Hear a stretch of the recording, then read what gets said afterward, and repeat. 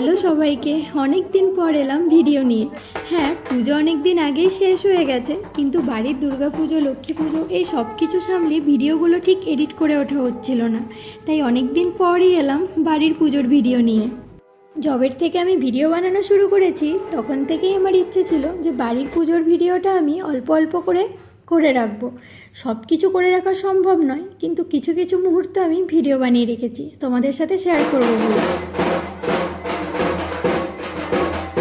বাড়ির পুজো মানে যেমন অনেকটা আনন্দ, অনেকটা মজা, ঠিক সেরকম।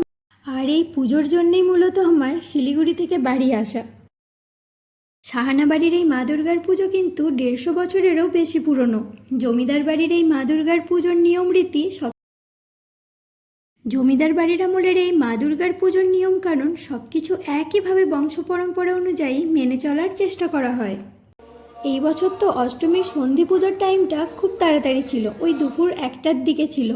তাই সকালের পুজোর আয়োজনটা আমরা 3জনে করে নিচ্ছিলাম। বেলপাতার 108টা মালা, ফল প্রসাদ কাটা, এই সব আর কি।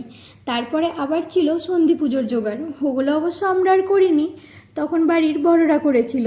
তখন আমরা একটু সাজুগুজুতে ব্যস্ত ছিলাম। ও হ্যাঁ, আর একটা কথা না বললেই নয়, পুজো যে শুধু আমরাই করি তা কিন্তু নয়। পুজো কখনোই একা একা করা সম্ভব নয়, যদি না সবাই হেল্প করে। যে মানুষগুলো পুজোর এই 4টে দিন অক্লান্ত পরিশ্রম করে, তাদের সবাইকে নিয়েই আমাদের এই পুজোটা। মা দুর্গার মন্দিরের সাথে সাথে বিষ্ণু মন্দিরও একই সাথে আছে। এই মায়ের আটচালা, বিষ্ণু মন্দির সব কিছুই যে অনেক বছরের পুরনো তা তো দেখেই বোঝা যাচ্ছে। তারপরেই সেই মুহূর্ত, অষ্টমীর সন্ধিক্ষণের পুজো। তার আগে 108 প্রদীপ জ্বালানো, মায়ের বন্দনা, আরাধনা। এই পুজোর নিয়মকানুন কোনো কিছুই পরিবর্তন করা হয়নি। আগের থেকে যা চলে আসছে সেগুলোই বংশ পরম্পরা পালন করে যাওয়া হয়। এই সন্ধিক্ষণের মুহূর্তে মা যেন নিজের রূপ নিজেই ধারণ করে নেন।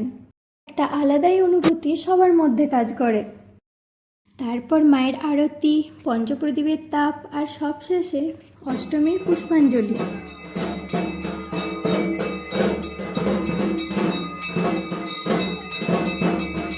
এইভাবেই অষ্টমীর দিনটা আমাদের শেষ হয়ে যায়, আর হাতে মাত্র পড়ে থাকে 2টো দিন। তারপর নিয়ম অনুযায়ী মায়ের কাঠামো ভর্তি আমাদের বিসর্জন দিয়ে দিতে হয়। আর এটা যে কতটা কষ্টের সেটা তো আর বলে বোঝানোর নয়। আজকের মতো এতটুকুই। পরের ভিডিওতে নবমী আর দশমীর দিনে মায়ের পুজোর কিছু অংশ শেয়ার করব। আমার ভিডিওগুলো যদি ভালো লাগে একটা লাইক, কমেন্ট, শেয়ার করে দেবেন। আর আপনাদের পুজো কেমন কাটলো অবশ্যই জানাবেন।